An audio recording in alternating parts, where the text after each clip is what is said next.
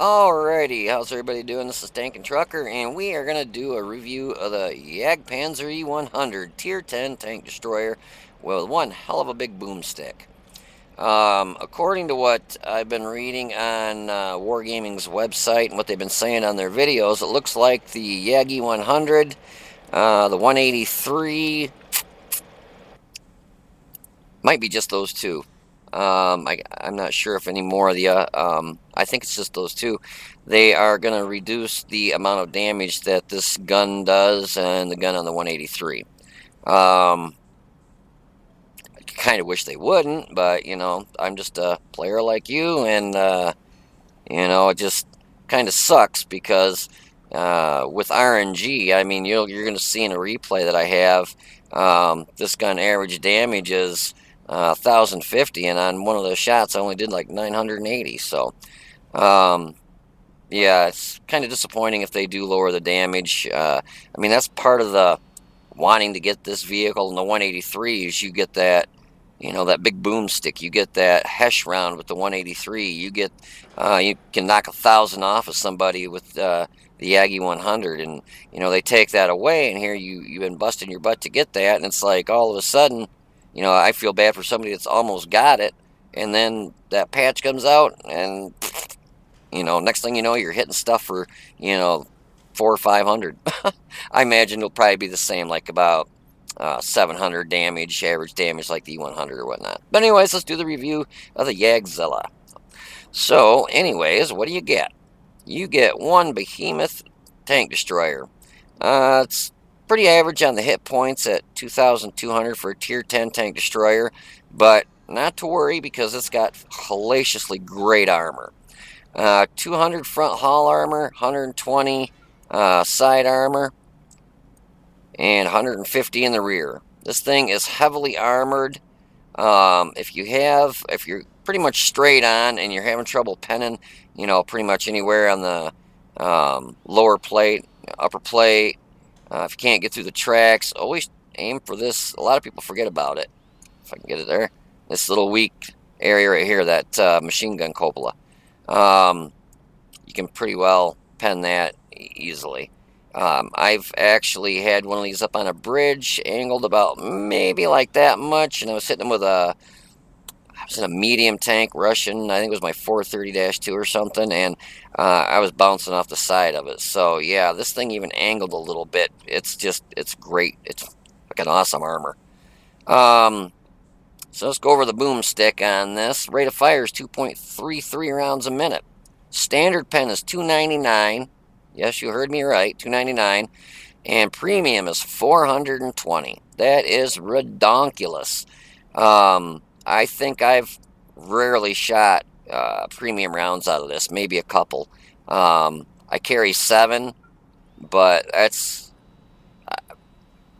I've never had to really dip into them.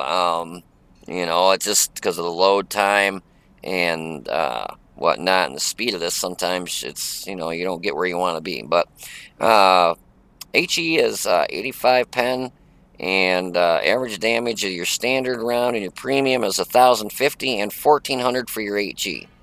Average damage per minute is 2,451. Dispersion at 100 meters is 0.35. And with your crew skills and stuff, you'll bring that down. So it's actually got a pretty good dispersion. Aim time is 2.7, which actually is pretty good. Especially once you're with your crew skills and stuff, you'll bring that down quite a bit too. So for mine, for instance, my rate of fire is 2.71 rounds a minute. Reload time is 22.2 seconds. Gun traverse is 27.12, and your traverse speed of the hull is 20.86. So you really got to watch your fast lights and your mediums because they can circle strafe you really easily. It does not spin on a dime.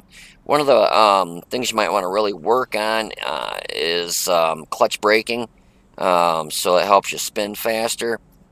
Even with that, it still spins pretty slow. Gun depression and elevation is -6 and +17, so not really too bad, for a tank destroyer having 6 gun depression. Wish it was a little more, but yeah, what are you gonna do? Gun traverse is 8 and 8, so 8 to the left, 8 to the right, so not really too bad. You know, it's mainly, you know, they drive in front of this gun and you make them disappear. So, dispersion at 100 meters on mine with my crew set up and everything is 0.34. So actually, that's pretty darn good. My average damage per minute is 2,841. It's 134-ton tank, so smash anything you want. You will run it over if you can get the speed. Even bumping into stuff with this thing, you'll knock hit points off it because it's such a behemoth.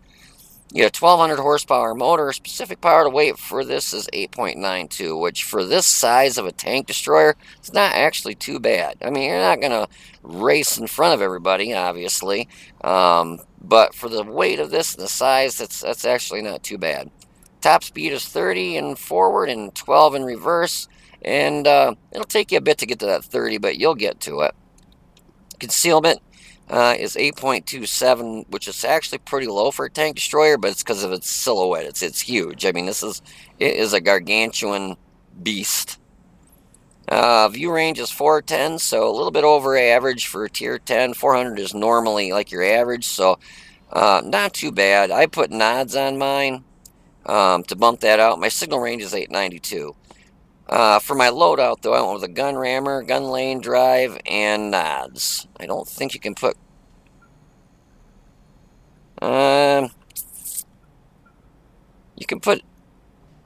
Well, it looks like I had vents on it at one time, but I must have taken them off. In place of that, I put the nods, because I like to have that extra view range. I like to be able to see something, you know, especially your heavies and stuff that don't have that good view range, and you're able to, you know, get a few shots into them, or with this, a shot into them and knock half their health off in one hit.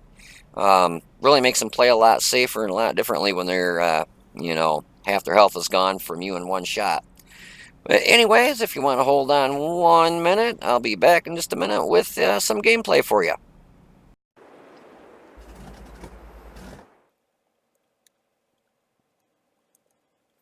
So we find ourselves on Lakeville, and with this tank destroyer on this side, you are kind of limited where you can go right off the bat. If you go to the right and head over into the city, the biggest risk you run is they have a T-71, Scorpion G, Mutts, you know, a couple light tanks that a lot of times will run right up this 4 road. They get into this little notch area right here, and they light anything going across this bottom area heading to the city. With the speed of this and the size, I didn't want to risk going that way, because then you're giving them your side, and you know, it's a good size target to shoot at.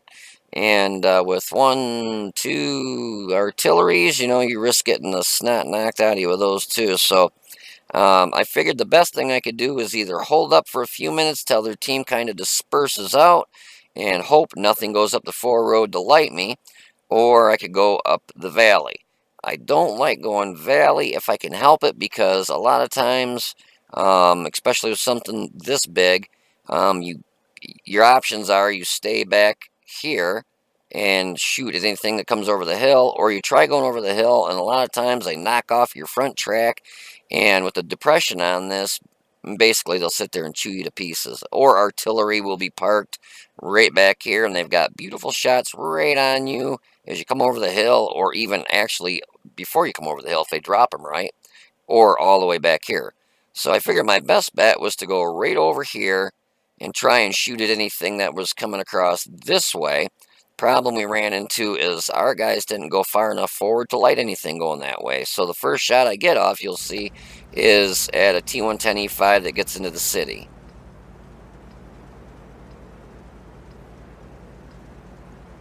Well, this is doing this. I'm going to turn the sound down on this. Seems like it's awful loud.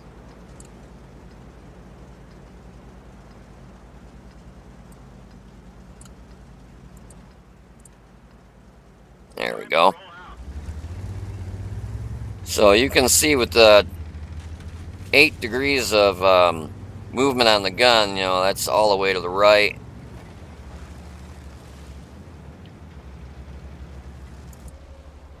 Trying to I'm gonna go to the outer view so you can try and see the gun on this. Now, the thing that you risk coming up here is when you shoot, if they've got anything that's near you, you get lit, and a lot of times Artie will be pre-aimed on this road.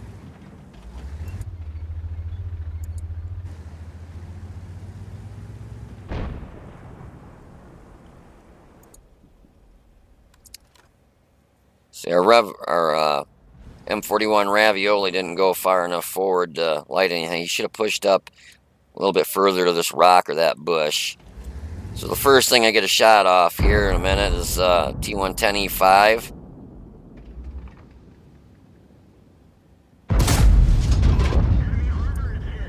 Hit him for 1109, and artillery just schmucked me for about a quarter of my health. Knocked me down to 1355 in one hit. I'd like to know, where did he hit me? A lot of times, because these are so big, Artie will get a good schmuck right on the top of you. I am not seeing, you can see everybody's clearing out. They saw Artie hit me and they got the hell out of Dodge. Yeah, I don't see where artillery hit me. They must have splashed right in front of me or really close to knock out that much health. But then again, if it was the T92, that thing all it's got to do is splash next to you and it'll knock a good chunk of your health off. I noticed a lot of their tanks. Sorry guys, I'm going to turn this volume down just a little bit more. Sounds like the effects is awful loud. The booms and the bangs. Yeah, there we go. Looked like they had a lot of stuff going valley, but it was their mediums and their light. The only thing, their T110 E4 went valley. That was the only thing that I was kind of worried about. But we had Centurion over there, the Ravioli, the 120, the 110. We had a lot of stuff guarding that area. So I figured my best bet's to kind of stick around here and see what I can get for shots off on this stuff in the city.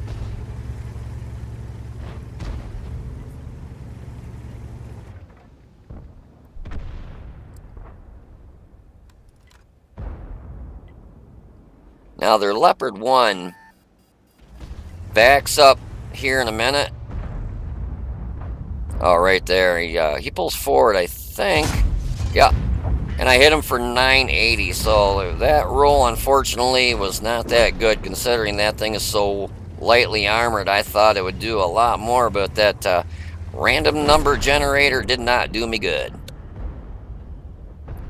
Just lost our TVP VTU. Now this 140, it's either the 140 or the Leopard 1 backs up here in a minute. And I thought I had enough of their rear end to take a shot at them, but unfortunately I didn't. Yeah, it was their Leopard 1. So I took a shot, but looked like I should have aimed down a little bit more, yeah. But I was trying to watch this road right here, too, the 4-Roke Object 430. I didn't know if he was still there or not. And I was afraid he's going to come around that corner and start putting some rounds in my lower plate. Had a lot of stuff over here that could still help out anyways, but we pretty much, we've got this match pretty much in the bag. So I thought I'd go ahead and start pushing forward.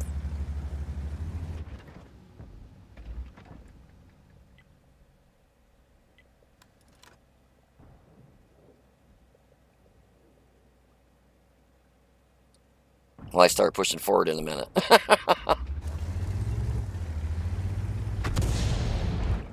I think Artie just took a blind shot there just to see if somebody was sitting in that bush. Which I've done that before too. Might as well if you ain't got no targets lit that you can hit. You know, shoot at a spot that normally something's setting. That 432 was sitting there and hit him right in the side.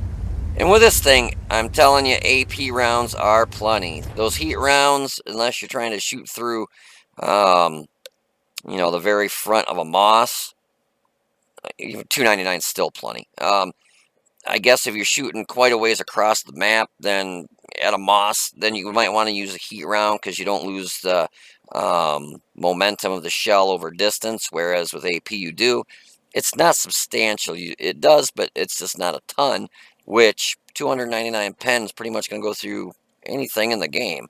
Um, Even if it's something really tough, armored like this here, um, if it's hull down, you'll have trouble going through. You're not going to go through the upper plate, or if he's angled and you can't get through the superstructure, always go for, a weak spot like that little machine gun port there. Um, just but 299 should be plenty to go through pretty much anything. I carry 7 premium rounds, and the remainder, well, 1 HE, and the rest I carry are AP rounds, like 17, I think. 16, 12, 13, 14. Yeah, it's like 16 rounds, I think, total for the AP.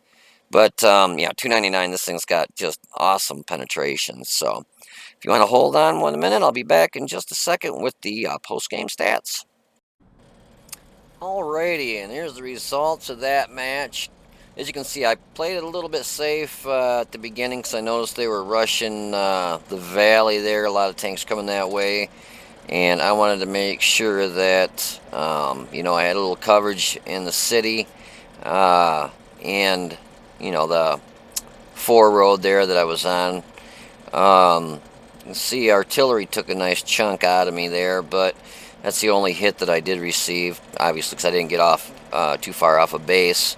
But with those 3 shots that I took, well, actually 4, one I missed, the T-110E5 did 1,109 damage to him. The Leopard 1, I was a little surprised. I got a really low roll of 980 with him. And the Object 430-2, I finished him off. He had 851 hit points left, and I knocked him out. Destroyed his track, and then finished him off. So with those 3 shots, I got 3rd highest in damage. But you can see you suffer there because I got really low, 542 on experience. But again, I didn't get too far off of the cap. The big reasons on that map, if I'm in a tank destroyer like that, it's not really fast. If I would have went to the right, I risk getting the snot knocked out of me if one of their tanks goes up that mid road and lights, you get lit before you make it behind that hill over there to the right. I didn't want to lose all my hit points before I even got to that hill, and that's, somebody tracked you, and, Artie hit me, and like you saw, Artie took half my health in 1 shot, or almost half. So, per se, if I were to have gone that way, Artie hit me, and I got tracked, and other tanks were there, I could have been just knocked out, because it's not the fastest TD in the world. And I didn't want to risk that, and they had several artilleries, and I was afraid going up valley, this doesn't have the best gun depression, so you're limited to either setting back quite a ways and wait for them to come over the hill, but then you get knocked out by or hit by artillery if you get lit. If you go up over the hill, if they track you, you get perma-tracked, you can't get your gun down enough to shoot at anybody, so you get tore up that way. So I just played it kind of safe on that map. But I had 4 shots, 3 hits, 3 penned. I shot all standard ammo. Did 2,940 damage. Damaged 3, destroyed 1. Made 34,646 credits, but after they resupplied my tank, fixed the tank, and resupplied my repair kit because I used that to get out of there once I got hit by artillery, I still made 13,682 credits.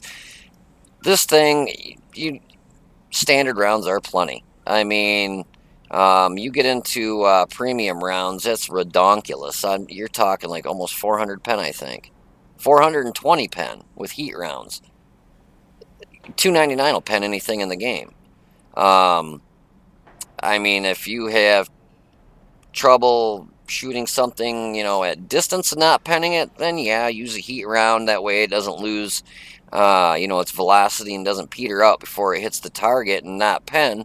With a heat round, you don't lose that. And, you can hit stuff from quite a distance away and still penetrate it. But still, 299 pen, that's still plenty even on quite a distance. It doesn't drop off that substantial enough to really warrant even using heat rounds. And my problem with heat rounds is if you shoot anything that's got like these, you know, with tracks like this or the E-100, anything with spaced armor, then you know it just doesn't do anything. Or if you hit like let's say there's a cement column wall or something sticking up and you hit one of those, or a railroad tie, whatever, something. If it hits something, the round is dead instantly. It won't penetrate through a wall and then go through a tank. It hits that wall and it's done because it explodes on impact. So anyways, I hope you enjoyed the video. Sorry I've been gone for a while. I was out west, and I was just trying to get home for the last week and a half, so I was driving like a madman to get back here so I could see my kids. Anyways, you guys take it easy, be safe, and I will see you on the battlefield.